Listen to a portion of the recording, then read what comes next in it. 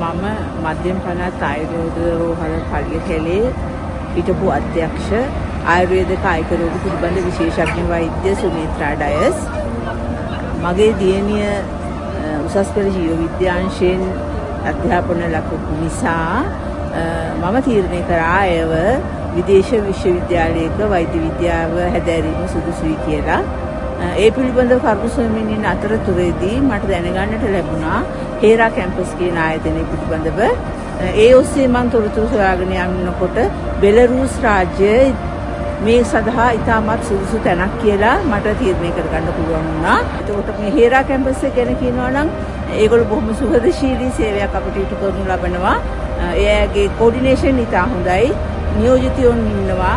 ඒ අය හැම වෙලේම අපිට සම්බන්ධ වෙලා දරුවාව විශ්වවිද්‍යාලයට ඇතුළත් කර ගැනීම සඳහා අවශ්‍ය මූලික කටයුතු ඉතා හොඳින් සිදු කරලා දෙනවා. කිසිම ගැටලු සහගත තත්ත්වයක් අපිට ඇතිවන්නේ නැහැ. ඒ වගේම මේ දරුවා මේ අධ්‍යාපනය ලබන කාලවකවානුව තුළ දරුවාගේ අනිකුත් කටයුතු, ඒ කියන්නේ අධ්‍යාපනයේ නොවන වෙනයම් වූ හෝ ගැටලුවකට මුහුණ දුන්නා වුණත් ඒ නියෝජිතයින් දරුවා හා සමග සාකච්ඡා කරලා මැදිහත් වෙලා ඒ පිළිබඳව යම්කිසි ගැටලු තත්ත්වයන් තියෙනවා නම් ඒවත් निराකරණය කරලා දෙනවා.